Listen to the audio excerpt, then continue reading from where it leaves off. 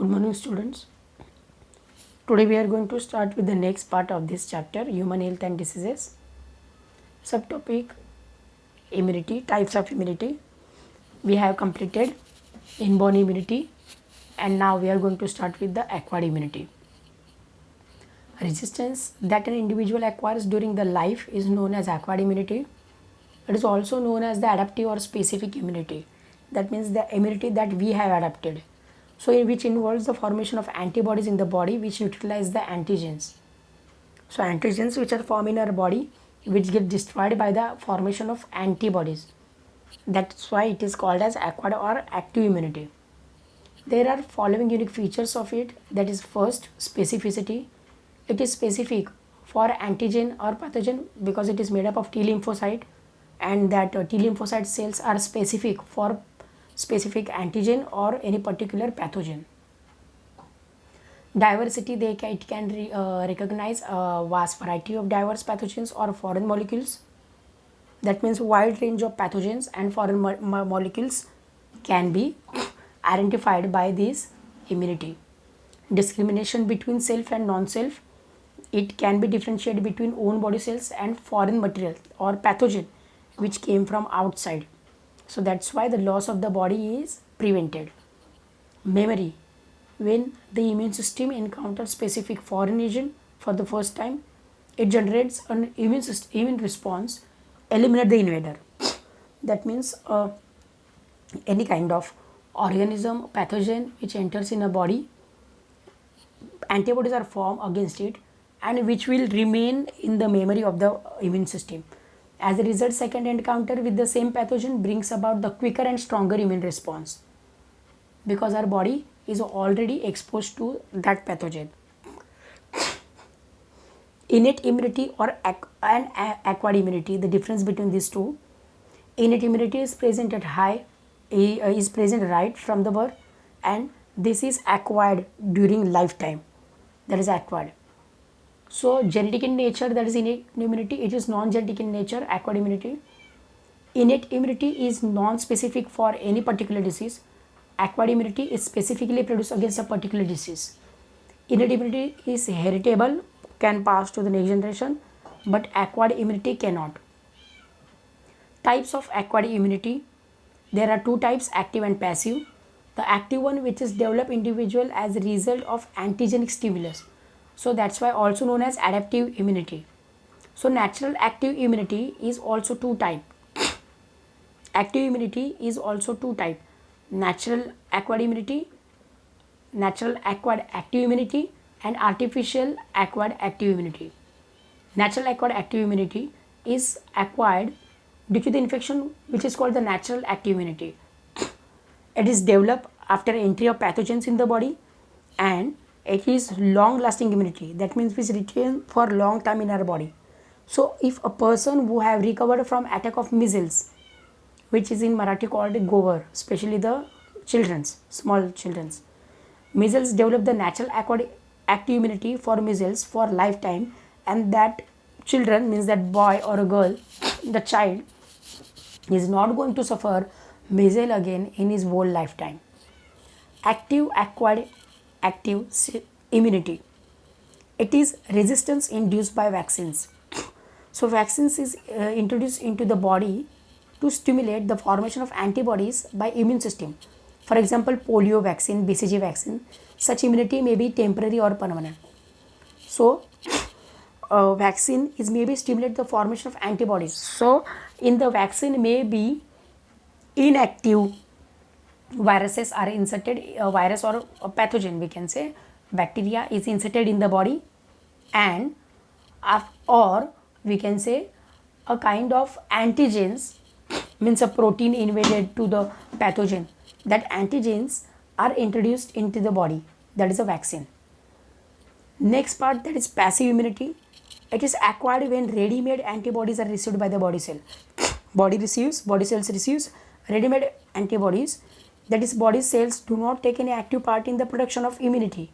That's why it is called as passive immunity. It is also two type, natural acquired passive immunity, artificial acquired passive immunity. Natural acquired passive immunity, where before birth maternal antibodies are transferred from mother to fetus through placenta. So maternal antibodies, that means fetus, that means baby inside the mother's womb gets antibodies from mother through the placenta. After the birth, antibodies are transferred from mother to infant through the colostrum, that is first milk feeding, first milk of mother, which is full of antibodies, and continue throughout the period of breastfeeding and till the mother is feeding his child, his infant. Till then, that infant gets antibodies from his mother through that food, that is milk. Antibodies received by baby from mother remain in the body for a short time. Therefore, the natural acquired passive immunity is short lived. Artificial acquired passive immunity. This immunity is developed by injecting previously prepared antibodies using serum from humans or animals, like plasma donation nowadays for the COVID patients. Those who have recovered from COVID, they can be asked to donate their plasma for those who can't able to form their immunity against COVID. So that plasma therapy is also, plasma treatment is also going on nowadays. That is artificially acquired passive immunity. For example, antibodies obtained from hyperimmunized horses are injected to human against rabies pathogens. So after rabies, that injections we have to take, we used to take in our stomach, that was made from the horse's blood. It is also short-lived. Active immunity, passive immunity difference. When person's own cells produce antibodies in response to infection or vaccination, that is active immunity. Passive immunity, that means ready-made antibodies are received or gets injected into a person and develops passive immunity. It takes time to the formation and are number of few in number, and these are ready-made antibodies and large in number. Here it gives lifelong immunity. Passive is short time immunity. Active one antibodies are harmless, but passive one antibodies may be harmful and also start immune reaction against host body sometimes. Active immunity cannot be provided through the nursing mothers to their infants, but passive can be. Active immunity provides slow relief to the person. Passive provides fast relief to the person. Active, it is the effective for large number of infections, and the passive one which is only for the limited infections. Now the cells of immune system. There are two main types of cells involved in the working of immune system. They are lymphocytes and antigen presenting cells. Lymphocyte, that we all know, the lymph fluid which flows in our body, correct? And it also gets accumulated somewhere in the places which are called lymph nodes. So lymphocytes are the main cells of the immune system. They, like the other blood corpuscles, arise from the stem cells, means they form from the stem cells. The hemocytoblasts present in the liver of the fetus and in the bone marrow in adult. So hemocytoblast, that is a blood producing cells, stem cells, which forms the whole body in the mother's womb, which are present in the placenta of the mother, means of course the fetus. Some of them undergo differentiation in gut associated the bursal or lymphoid tissues. For example, tonsil, Peyer's patch. So tonsils which are present behind our ear, just below, that are where the lymph nodes, that tonsils are lymph nodes where these lymph cells are present. The mature lymphocytes pass into body fluids, blood and lymph, circulate in the body. Many of them stay in the lymph nodes.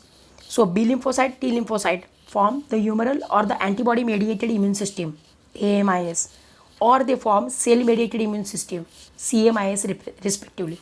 So B lymphocytes form AMIS and T lymphocytes forms CMIS.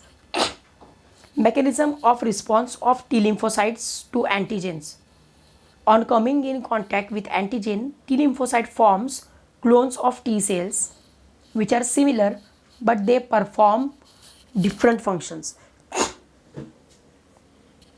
So the clone has four types of T lymphocytes. Means they are clone. T cells are formed, are multiplied, and they have four types of clones: helper T cell, killer T cells, cytotoxic T cells, suppressor T cells, memory T cells. Helper T cells just helps, they just produce lymphokines to perform the several types of functions like proliferation to the other T cells, means the growing in number of the grows in the number of the other T cells. They directly attack and destroy invading microbes that are the killer T cells, cytotoxic T cells. They infected body cells and cancer cells also destroyed by the killer T cells. Killer T cells are bind to infected cell and secrete perforin. This perforin form a hole in the infected cell. So this is the working of the killer T cell. Killer T cells forms secretes a perforin, which is a kind of material or liquid chemical, we must say, which makes a hole in the infected cell, and it also releases the substances to kill the cell. So hence the name is cytotoxic cell, because they kill the cell. Suppressor T cells. This suppressor T cells actually suppresses the attack of killer T cells on the body cells. Memory T cells, these are previously that's why the suppressor T cell suppresses the activity of the T cells, killer T cells. Memory T cells, these are previously sensitized cells which remain the sensitization memory for long time in the future. That means just for the memory. Mechanism of action of B lymphocytes to antigens. B lymphocytes are sensitized directly by both antigens as well as by helper T cells. Activated B lymphocyte multiplies very fast to produce the clone of plasma cells and memory B cells. So the plasma cells produce specialized glycoproteins. Here the B lymphocytes are sensitized directly by both. Maybe by the antigen, if number of antigen grows in the body, B lymphocyte gets activated, or the helper T cells numbers are increased in the body, that time also B lymphocyte gets activated. So activated B lymphocyte multiplies very fast and they produce the clone of plasma cells and memory B cells. So plasma cells produce specialized glycoprotein which are called antibodies and which are circulated through the body fluid. So body के fluid में वो पूरा flow होना शुरू हो जाता है and blood में and lymph में, that are the body fluids. Antibody molecules may bind to cell membrane or they remain free. So antibodies may be bind to the cell membrane where they can kill the infected cell, or maybe they can kill the pathogen which have entered in the infected cell. So the free antibodies have three main functions: agglutination, opsonization and neutralization. Agglutination is just to separate, making a bunch and separate it. So agglutination is a particulate matter, agglutination of a particulate matter including bacteria and viruses. Bacteria and viruses का bunch बना देना. जैसे दूध फटता है तो उसका protein और फैट का बंच बनता है और वाटर सेपरेट होता है. So the free bunch the mobilized mass is then engulfed by the phagocytosis. That whole bunch, that whole bulk of mass of bacteria or viruses, then phagocytosis means engulf किया जाता है, degenerate किया जाता है.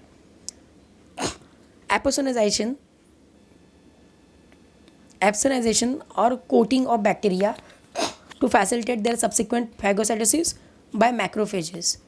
Means here the bacteria or viruses will remain in the body for some time, but till then it gets covered by a material and that's why it may be inactive, and that time it can be killed by the antibodies. Neutralization of toxins released by the bacteria, for example tetanus toxin. So we have to take a TT injection after any cut or bite of any other rat or any animal. That is just because of the bacteria entered in the body. That bacteria may produce tetanus toxin and we have to take neutralization. For neutralization of that material, we have to take TT injection. Each antibody is specific for a particular antigen. Antigen presenting cells. Antigen presenting cells engulf invading pathogens and process the antigens. So what are antigens? Antigen is a kind of proteins which invade or which just gets attached to the bacteria or viruses, so which can be easily get identified by the antibodies. So antigen presenting cells engulf invading pathogen and process the antigens. Then the processed antigens are presented on their own surface. So antigens are showing on their own surface, and these cells are able to deliver a simultaneous stimulatory signal that is necessary for activation of helper T cell. Vaccination. Administration of vaccine, that is inactivated pathogen or antigenic protection of particular pathogen to protect against a particular pathogen, is called vaccination. So what is vaccination? So what is vaccine? We can say inactive pathogen or antigen which is induced or introduced in the body with the name of the vaccine. Body's immune system helps to protect against pathogens that cause infection. So it is an inefficient system most of the time. It either keeps microorganisms out or tracks them down and gets rid of them. Means it totally not allowed microorganisms to enter in the body, and or maybe if it enters, then it will be remains less in number, and then just body just remove them from our means our immune system can just remove them from our body. It's an efficient system. Most of the time it is either keeps microorganisms out of, track them down and gets rid of them. Some pathogens destroy the immune system. It can cause serious illness. So vaccination is very important here. That pathogen if enters in the body, so our body is going to respond to it, but before that that pathogen kills our immune system, then that time condition will be out of control. So instead of that, if vaccination is done, body is already produced antibodies against it, and if that pathogen enters in the body, our body is ready with the antibodies. Vaccination is a way to teach the immune system that how to recognize and eliminate the pathogen or pathogenic organism, we can say. So that way body is always prepared if that pathogen over entered in the or our body ever exposed to that pathogen. Vaccination is an important form of primary prevention that can protect people from getting sick. So before getting sick, vaccination just preventive measure. Vaccination has allowed us to control disease like measles, polio, tetanus, whooping cough, and are once threatened many lives. So it is also what we can say a boon for children's. Otherwise, death rate of infants was more before this vaccination. It is important that many people as many people as possibly gets vaccinated. That's important, that if all we have to take even COVID vaccine nowadays. It also helps to protect society. Vaccinations are safe. Vaccines are considered to be safe because they are rigorously tested and go through the many rounds of the study, examination, and research before they are used for the general public. So that's why even the study and research is fine, but for examination they are using volunteers when the vaccine is introduced, tested on the human being. So volunteers are required for it. Extensive research and vaccine show that evidence show that vaccines are safe. Their side effects are rare and typically mild. If some side effects are there, then they are mild. So here we are going to stop. Next time we are going to start with the structure of antibody.